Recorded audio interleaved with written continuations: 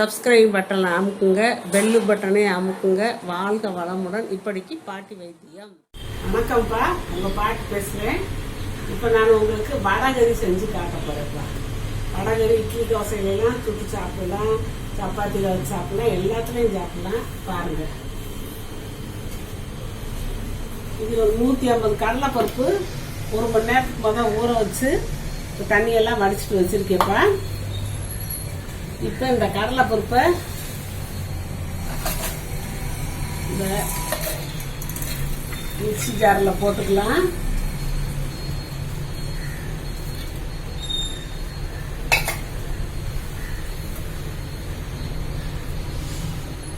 இஞ்சி இவ்வளோ தண்டியும், பூண்டு ஒரு 6-7 பல்லும் வச்சுருக்கேன். ஏன்னா பருப்பு வாயு இல்லையா, அதனால் இதெல்லாம் போட்டால் டேஸ்ட்டாகவும் இருக்கும், வாயுக்கும் நல்லது.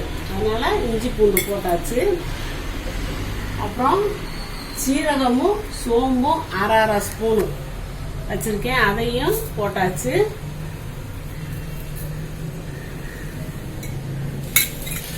பச்சை மிளகா ஒரே ஒரு பச்சை மிளகாத்தான் பொடியை நறுக்கி வச்சுருக்கேன். ஏன்னா மிக்சியில் அரைப்படணும், அதுக்கு தான் அப்படி போட்டிருக்கேன். அப்புறம் புதினா கீரை கொஞ்சம் அலசி வச்சுருக்கேன், நல்லா சுத்தமாக அலசி வச்சுருக்கேப்பா, அதையும் போட்டுக்கலாம்.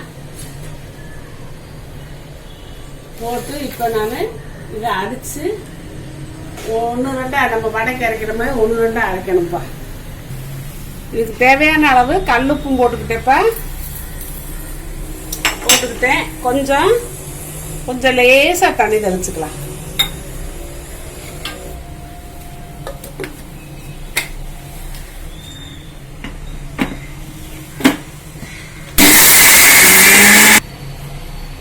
இதை ஒன்றும் பாதியமாக வடைக்கு அரைச்ச மாதிரி அரைச்சாச்சுப்பா. இதை இப்போ வேக வைக்கணும்ப்பா ஆவியில்.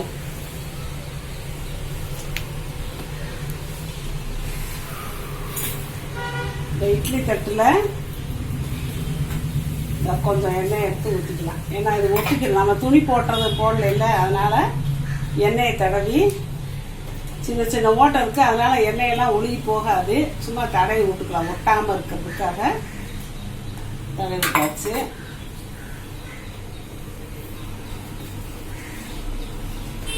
இப்போ இதை அப்படியே உதுத்து போட்டு விட்டுடலாம்.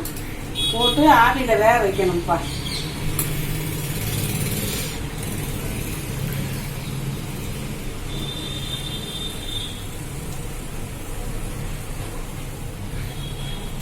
இட்லி சட்டியில் தண்ணி வச்சுருக்கேன்ப்பா. இந்த லேசாக கொதி வருதுல, கொதிக்க போகுது. இப்போ நான் வைக்கிறேன், வச்சு மூடி வச்சிடலாம், ஆவியில் வேகட்டும். ஆவி வெந்துருச்சுப்பா, வச்சு 5 நிமிஷம் ஆச்சு, வெந்துருச்சு. வாசம் கம்மன்னு வருது. இப்போ அடுப்பை ஆஃப் பண்ணிவிட்டு நம்ம இதை எடுத்துடலாம்.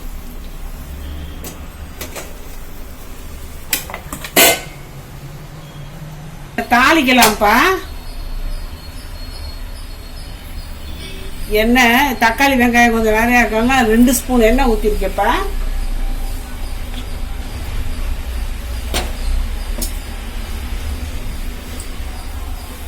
எண்ணெய் காஞ்சிருச்சுப்பா. இப்போ 2 கடுகு போட்டேன். உளுந்து வேண்டாம், கடுகு வெடிக்கட்டும். சும்மா கொஞ்சோண்டு சோம்பு, வெங்காயம் எல்லாம் பொடியாக கட் பண்ணியிருக்கப்பா. நல்லா மசியணும், அப்போ தான் நல்லாயிருக்கும்.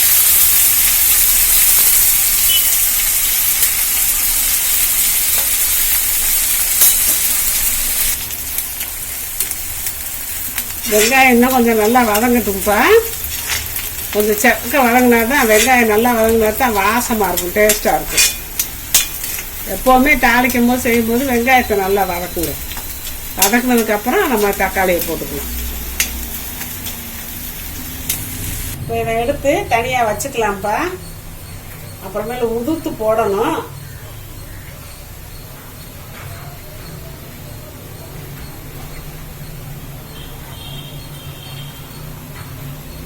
ஆறிக்கிட்டு இருக்கட்டும்.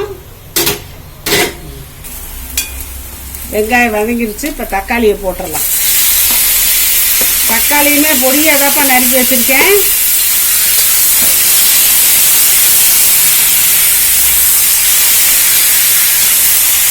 இப்போ அந்த பருப்பு அரைக்கும் போது நம்ம தேவையான அளவு உப்பு போட்டிருந்தோம்.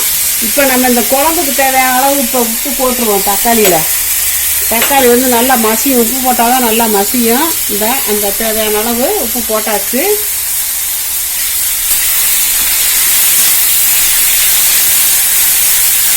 வதங்கட்டும். இந்த மூடி வைப்போம். மூடி வச்சுருவோம்ப்பா கொஞ்சம் நேரம். கூட கிண்டி விட்டுப்பா. இப்படியே மசிக்கணும். இப்போ இந்த கறி மசாலா பொடி ஒரு 3/4 ஸ்பூன் எடுத்து வச்சுருக்கேப்பா. பிரியாணி பொடின்னு சொல்லுவேன்ல அது.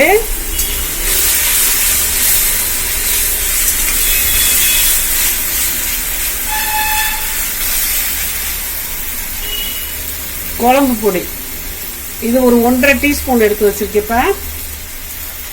இதுலேயே மஞ்சள் பொடியெல்லாம் மஞ்சள்லாம் போட்டு அரைச்சிருக்கேப்பா. அதனால் நம்ம தனியாக மஞ்சள் பொடி போட வேண்டாம்.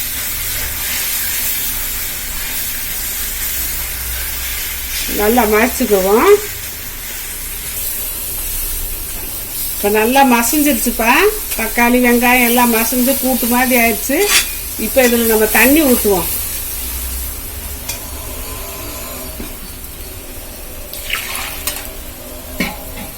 இந்த மிக்சி ஜாரில் கழுவியே ஊற்றுவோம்.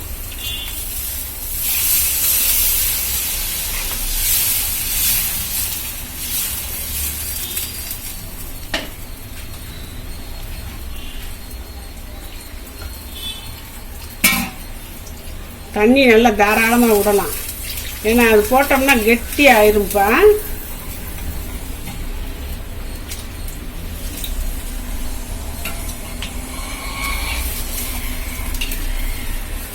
இப்போ கொதிக்கட்டும்.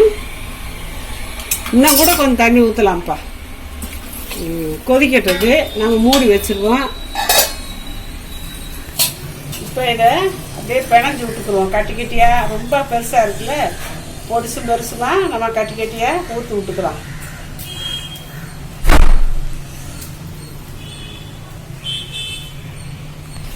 இப்படி கட்டி முட்டியுமா உடச்சி விட்டுக்கிறணும்ப்பா. இந்த அளவில் இது கொதிக்கவும் நம்ம தூக்கி போடணும். இன்னும் கொதி வரல நல்லா கொதிக்கட்டும். கொதிக்கவும் இதை போட்டு கிண்டி நம்ம இறக்கலாம். இப்போ நல்லா கொதிக்குதுப்பா.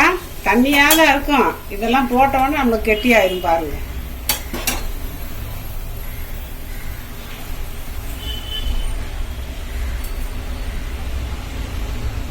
அது இன்னும் அப்புறம் ஊற ரொம்ப கெட்டியாயிரும். நம்ம சாப்பிட்றப்ப எல்லாம் பார்த்தீங்கன்னா அப்படியே ஒன்று போல சேர்ந்து கூட்டு மாதிரி ஆயிரும்.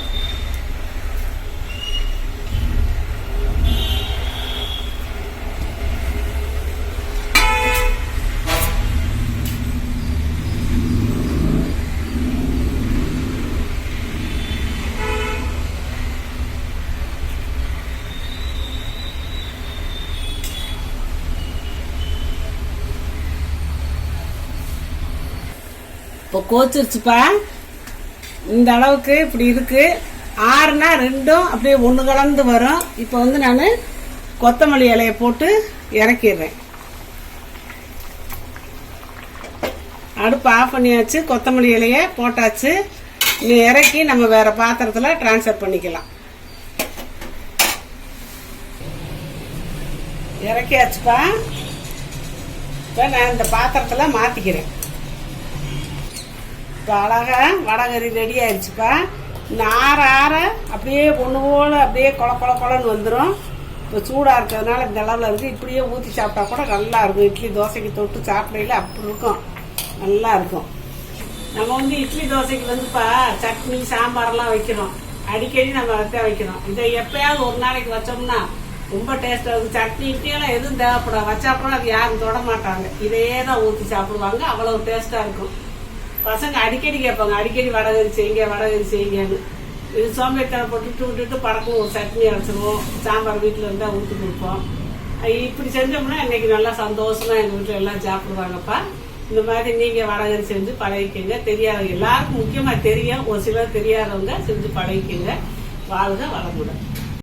சப்ஸ்கிரைப் பட்டனை அமுக்குங்க, பெல்லு பட்டனை அமுக்குங்க. வாழ்க வளமுடன். இப்படிக்கு பாட்டி வைத்தியம்.